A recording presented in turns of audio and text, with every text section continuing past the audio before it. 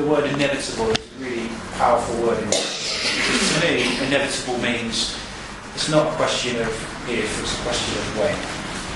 So it's a moment that you know is going to happen. And it's a moment that the professionals know is going to happen. And that is that each and every one of our 6.4 million carers in the UK and 80,000 carers in Norfolk will cease to be a carer at some point. That is an inevitability. And they'll cease to be a carer through either, the loved one they're caring for passes away, or the loved one moves into full-time residential because their care plan has progressed past the capability of the carer to really look after them at home. And I guess the latter has happened to me. I cared for my wife for 3 years full-time. I gave up a career to do that. I had 3 young ones under 8 years old at the time. And my life changed irrecoverably, really. But actually, I'm a great believer in that if you can focus on the positives in any situation, you can make decisions that take you forwards. And I think, the challenge I'd like to try and get across here is what can the professionals do to help carers get into that position quicker and easier? Because I think a lot of carers actually live in complete denial that this inevitable moment is actually ever going to happen. And I think the professionals, in my experience, are actually quite happy about not having to talk about that inevitable moment. And I guess my overall reflection of going through 3, 4, 5 years of this is that I do get some fantastic service from professionals. I get fantastic service from different professionals rather than a joined up single view of it. But all the service I get is in respect of something that's happened. So it's urgent. It's now become the most urgent thing to fix, as opposed to help in preparing for really important inevitable moments. So to give you an example, I spent really no time at all thinking about how I would hold my family together, and the youngest one was only 5 when their mother moved into full-time care. How do I prepare children? How do I help them without them feeling like their mother has died? How do I still involve them with the care when she can't communicate and can't hug them and can't look after them? Do I just shut them off so that they don't have to see their mother progress any further, or do I take different tactics? And I guess there was a real frustration in that when the moment came, I had to deal with the devastation of losing my wife and her moving out of the house, but actually not dying. To deal with that devastation, as well as realising that life has changed and it will never be the same again. And I hadn't spent any time really thinking about that, or had any support, or someone saying, look, this is going to happen, Neil. Why don't we start just thinking about what would you do? What would be the order of things that you would do? So I guess that was one point for me. The other point for me is I wasn't the patient in all of this. So when my wife moved out, and she's in a fantastic care home, absolutely brilliant. I can't fault the quality of care that she gets and the service that she gets, but I'm not a patient, so there was no rehab for me. I was just given a phone call by someone I could vaguely understand on a phone to say that all my benefits had stopped, my DLA had stopped. They would tell us over the next few weeks and months whether or not they could support us at all. I was told to go to a job centre. I went to the job centre. They didn't know anything about carers. They said I weren't entitled to much because I hadn't worked for the last 3 years. I had to point out to them that carers don't have to pay national insurance. And we went through this. And when you're trying to hold a family together, simple things like this that are totally easy to plan and prepare for just made the situation so much more difficult for me. There didn't seem to be any joined up thinking at all. So for me, it was a really tough time, and it was a really tough time trying to be strong and provide leadership to the rest of my family when I didn't feel as if I was getting any. And as soon as I asked for something, it was forthcoming. Unless I asked for it, it was like, oh right, now you've asked for that, oh yes, I can help you. So I was sort of left with that feeling that there's some really good people about. There's some people who know what's going to happen and how that might happen. But I didn't feel as if I was guided through it, and I feel as if we could have worked together, which is the whole nature of this conference today. How can carers, and picking up on Barbara's point about the trust triangle, I feel as if maybe we could have worked together more effectively in that. So I think that's just how we wanted to open up the debate. I don't know if there's anything you wanted to add to that, Barbara. Well, I think it's just I've got my two sons. One is still having still living at 16 level. So I've also got someone at home with me. But when I put Malcolm into a care home, all the support just evaporated, and it was a hive of activity. And suddenly it was as quiet as the grave. And the only person who really stood by me was the Alzheimer's Society outreach worker. And I think that sometimes we've got to think about this working together is between the care of the patient and the social care and healthcare professionals, that the voluntary sector needs to be allowed to pull in these things that fall between every single bucket if you're not careful and just go on the floor. And she was very helpful to me, very, very helpful. And I did go, as I say, for bereavement counselling because I felt totally as though Malcolm had done it, but there hadn't been a line drawn underneath it. I was still got to be watching his care, I'd still got to be there for him. And I think that's, you can't properly mourn, if you like, because it feels like a bereavement, but there's no line underneath it. And then there's a whole load of other issues when it comes to the end of life. Actually, the only other point I wanted to make at some point, and can I make it here and then I can drop it, is that particularly with people who have a condition where they lose their speech and their understanding of speech, it's very important that as carers we talk to them early on about end-of-life care and what their last wishes are. I left it too late because Malcolm's speech sort of went away from me before I realised he didn't understand. You think I was trying to get rid of him or something. And do you know this wonderful little booklet by the National Council of Palliative Care? It's how to start those difficult conversations with a loved one about what their end-of-life wishes might be. And they will change over time, there's no doubt about that, but at least you've got a kind of baseline from which to go. And it's written very easily read and give you different scenarios where how to sit down and talk to somebody and not to do it all in one go, but to do it in bits and pieces and solutions. Think about asking. It costs £5. You can get it from the National Council of Palliative Care website. But I do think that this ought to be in some that social workers and other people should be able to lend this to carers to say, really please soon, and it might help you. But I'm jumping ahead a bit, but having said that, we'll come back to so we've painted... It's a matter of doing this early, before anybody disappears anywhere. And again, I think that's an illustration of what we're trying to highlight, that there is lots of focus and attention, but only after something's happened and suddenly it becomes urgent, as opposed to something that's really important that we could do now, which would take away a lot of workload for you guys in particular when it actually happens. So our question is, could you do things to try and bring that leadership to help carers think and plan forwards and overcome things before they become a problem, and focus on the important issues?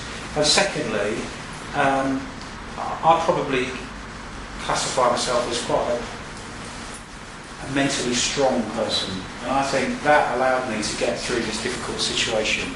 I can see easily how, I'm not surprised by the numbers we saw today. 3.5 million carers become ill through anxiety, stress, depression. Luckily, I didn't succumb to that, and I could find a way through it. I wonder how many other people are lucky enough to have the strength that I had at that time in order to get through that. Just probably one more thing. The Standing Commission on Carers is now working towards all carers having regular health checks through their GP. Now this is where somebody will be picking up if you are getting frazzled and getting, not in control. And I think that would be the point where the GP should also intervene at the carer's health check, because this is a huge change to your life when you have to hand over the care, as it were.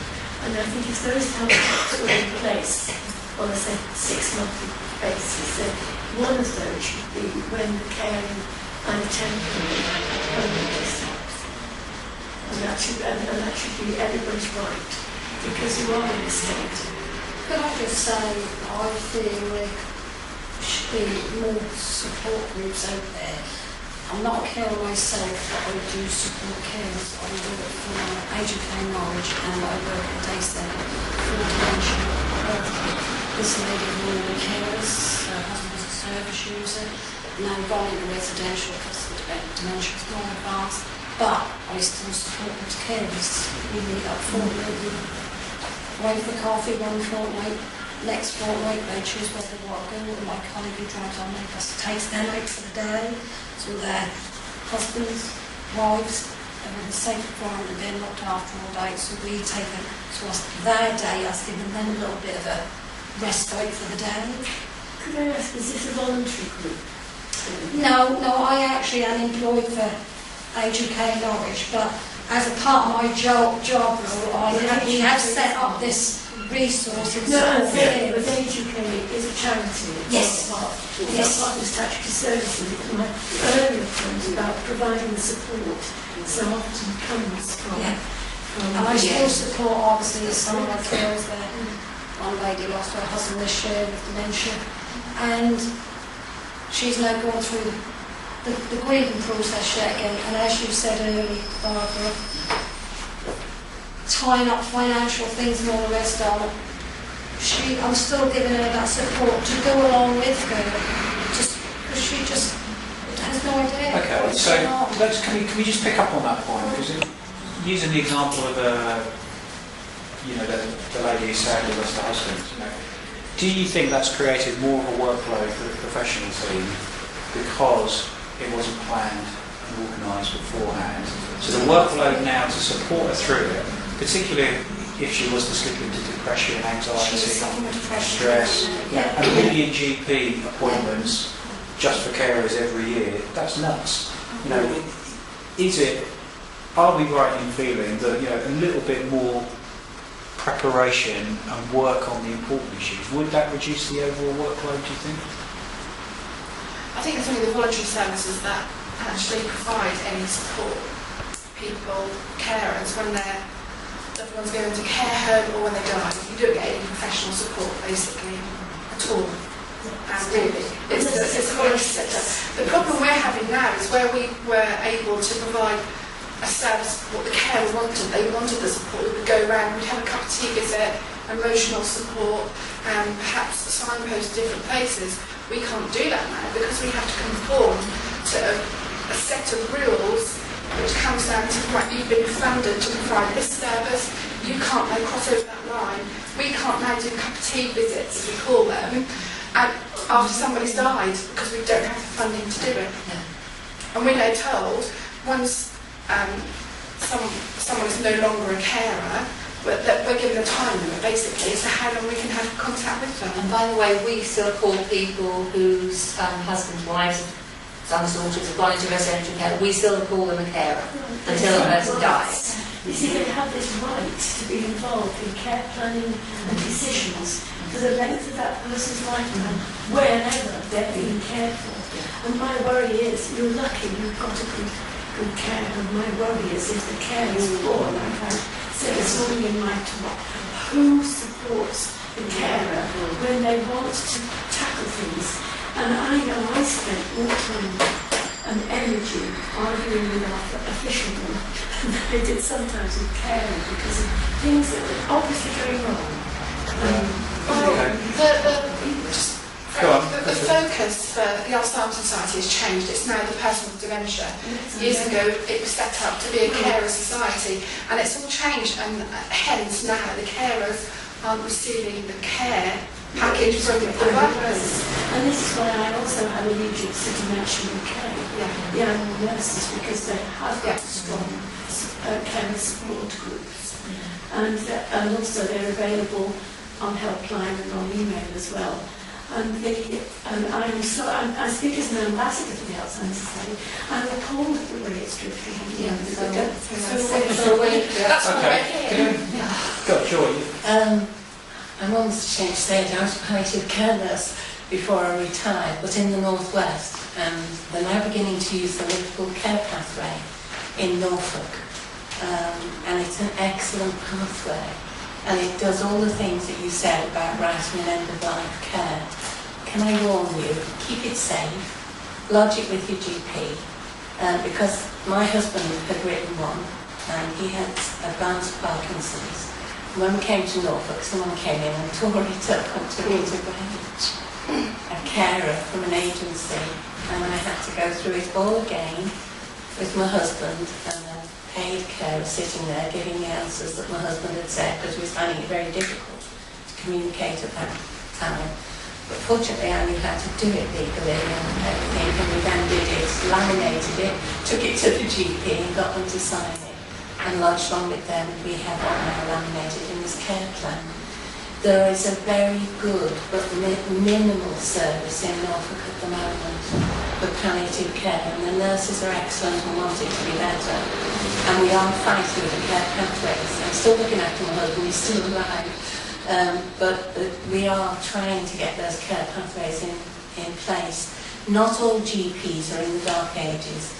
When I came to Norfolk, I wondered where I was going to come to, but we have an excellent GP practice, and whether I like it or not, I am examined every year. I'm called in and made to go through all the, and they're delighted. And when I took my plan round and said, this is what they've done, he said, well, what shall I do? I know, I'll stamp it on every page, and then I'll sign every page. And you tell them if they touch it, they've got me to. So there are good GPs, please don't think they're all bad. And a lot of them are practicing within their knowledge. And that's what we've got to do.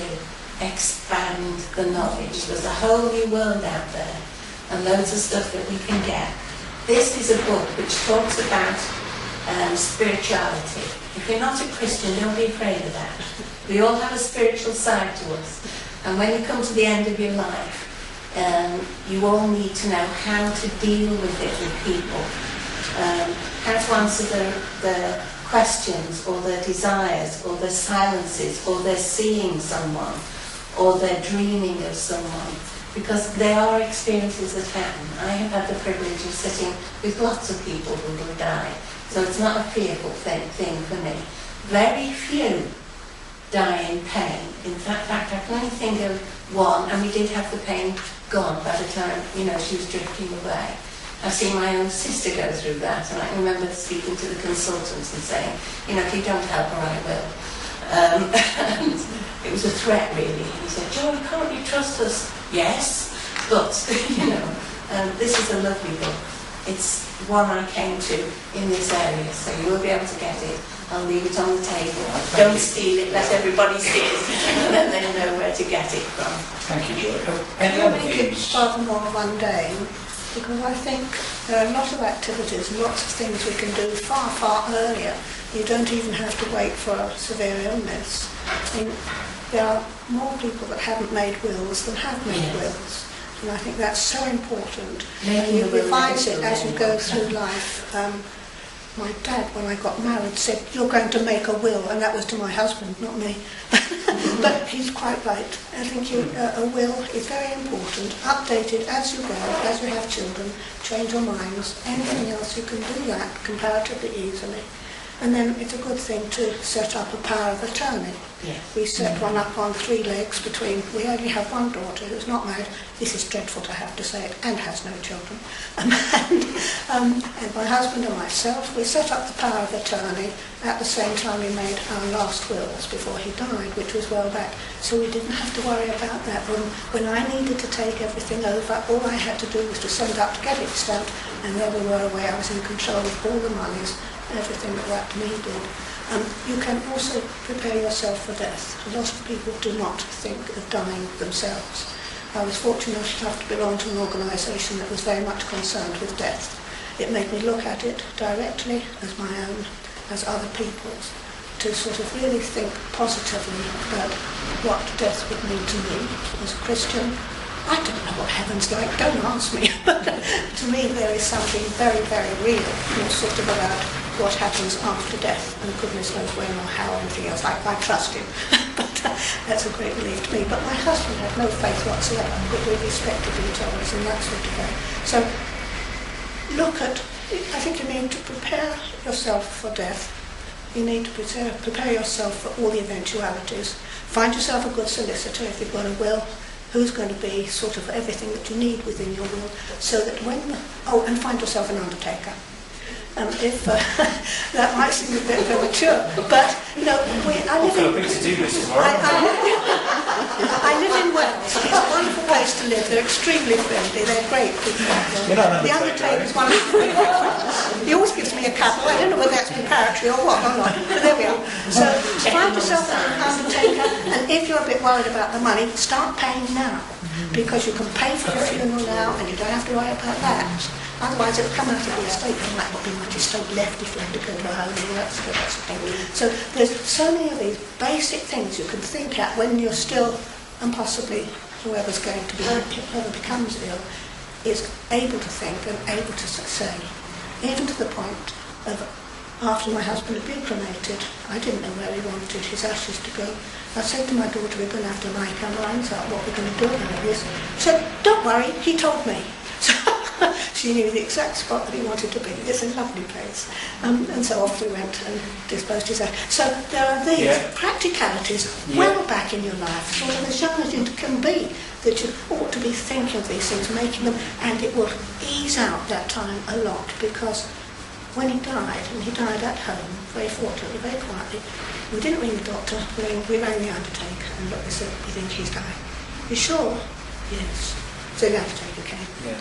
And we knew him, we knew exactly what we wanted, who was going to deal with him. The rector used to come round quite often and talk to him, who didn't know any faith. So there was so much that was already set up comfortably. And I think that's exactly the point that we're trying to make here. But, when I look back to how difficult things were just in the final stages of me trying to care for my wife at home and with a young family, if someone would have come to me and said, right, have you got your will sorted out, have you got this, have you got that, I would totally, the logic in me would say, yep, that's brilliant practical advice, but you've clearly gone away with the fairies, because I haven't got time to sort of I'm dealing with the firefighting, I'm dealing with the, tidying this up, cleaning that, sorting this, doing that, That also helps us who actually run care homes, because we're managers of care homes. Right. And when it comes to that time, the last thing we want to be doing is saying to the loved ones, do you know? We've got that when that person first comes in, then, we can then be there to support the carer, the family, and that, so we're not having to bombard them with them all questions. There's also another very important point, is that we need a mind change, set and mind change. A lot of relatives feel when their loved one is dying that they might get better care if they went to hospital. That's the worst thing you can do. A lot of them now you do say, no, we'd rather they stay with Yes, you. but I think the society as a whole needs to think about there's no shame at dying at home, or in a care home, or in the surroundings. And in fact, people who go into hospital can actually die of shock because of being in this noisy, unfamiliar environment. And again, we have to So it's something to mark as black marks against you when they should be ticks. Well done, you. Particularly people in their families. Yes. And that, you know, their surroundings with people. It's where the person is, isn't it? Comfortable, where they want to be. Yes. And if you're not well, you don't want to be pushed around in a bus or a car or whatever, do you? You want to be where you're unfamiliar comfortable. hands, unfamiliar voices leading you, unfamiliar people feeding you. Forget it. Can I just ask, from a professional point of view, what happens once the person has either gone into the care home or has passed away, and you've done all the practicalities and everything? What happens when that void appears in your life? How do you feel it?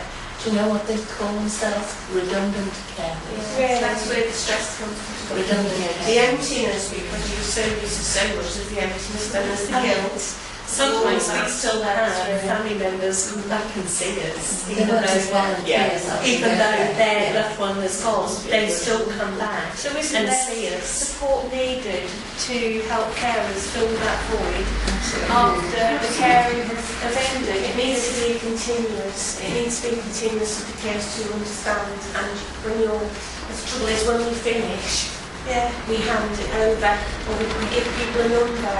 And what does that do for somebody? Well, like, you go and ring that number, because the cutbacks within the services, what we should be thinking of is how we can work that support all the way through, and if we have to hand over, we know how we can hand over. We do, and look at good agencies such as the Macmillan nurses, look at where there's good work happening, and that should be where we pick up that's good practice. How do we pull that into services? If people are in the service, how do we do that? And the people who are not in the services, who are self-funded, making sure that they have that information and we have a handover there and there's somebody that they can go to, so we have a connection. I think this is where what Rita's doing comes into its own, because my husband used to go there 4 days a week, and he looked forward so much to going now. Saturdays and Sundays he couldn't understand why he couldn't go. But they must open because I need to go. I want to go. And he'd get ready and go. Having had a breakfast before he went, first thing he said when he went in to eat, toast, toast. He didn't have a meal at home. He wanted his toast, didn't he? But he's now in a care home. I'm not 100% happy, I'm sorry, but I'm not. I can't do much about it. I've tried to move him, but he wouldn't go. Well, as long as He didn't want to go, so he is now left there. I still have this guilt feeling, but if I didn't have this fortnightly time to spend with other people, going out to coffee, discussing, talking all what we've been through. Some of them have been through the bereavement. I'm going through the stage of being in the home, and I don't know where I would be. I've already had a breakdown, and I think I would have gone further down. If we hadn't have had this sort of That's a bereavement process you're Yes. going through, Yes. because he's left you. Yes, that's and right, gone yes. into the home, and bereavement can... Unfortunately, I have a son who's very much against it and against me for putting him there, and makes me feel guiltier still, and has ripped up the will and everything to do with, so I've now got to go through all that again and try and get another one done. So I'm just having a few But the problems, less but I you've didn't have that. prepared, and the less time you've thought ahead, the grieving process seems to be more extended. Yes. And I don't put pressure on you, Candy. Get those wills and get the power of attorney and everything sorted. Because it does, I know it's a lot of work to do initially, but it's the business of, it's one less thing to bother about and have on the mind.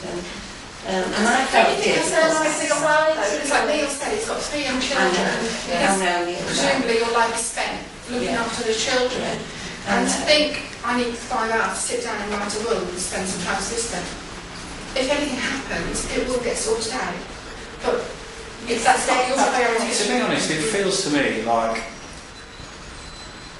if we put my whole life into a factory, okay, and there was production lines all the way through this factory that represents different parts of my life. It feels like social services have basically said, right, he's gone, he's over our bottleneck, away you go, and now I'm up against someone else's bottleneck. You know, because if I don't manage my family and lead my family, my children are going to get... it's hard to describe, but it feels like, you know, I'm no longer that person's problem, and I'll probably be someone else's problem, but actually we're so focused because we're measured on this, so that's, you know, that's you're now clear of us. Okay, now if I go to the doctor and become ill, I don't work, who looks after the children? Where do they go? What's their state of life? How do they grow up? I go to the school and say to them, you know, this is what's happening. Oh yeah, we can get the school nursing. But I can't talk to the school nurse because everything they talk to my children about is confidential. So, you know, what about me? What do I tell them? You know, do I engage them and get them to go and see their mother, or do I get them to remember her as she was? You know, it just feels like I'm generating work for lots of different professional groups, and no one's sitting there saying, well, hang on, if we just manage you through it, the outcomes for you are going to be better, and guess what? It's going to be less work for all of us as well. You said right at the beginning about the children. Are you going to let your wife see the children? Because you're afraid of what? Yeah. I don't know. When Markham died, my 7-year-old and 5-year-old grandchildren were there. And they actually asked to be in the room. They wanted to be there when Grandpa died. And we cradled him. And they wanted Grandpa's feet. But there's a sign. I think we as adults get a bit twitchy about children not liking to look at illness. If we bring them up, not facing the nasty stuff in life, we're robbing them, A, of an experience which actually is strengthening. And what your wife is needing is love from her children. And she can get that best if they can be by her side, if they can hold her hand, if they can stroke her face, do whatever she can do and appreciate. They will value that in the future. And I remember me being forbidden to go to my grandma's funeral at the age of 11. And I've never forgotten that. What had I done wrong was why couldn't I? And so I think you have to, I know things will never be normal again, you know, but I think for the children, they've got to accept your wife's illness as part of normal life. And I don't think they'll be frightened.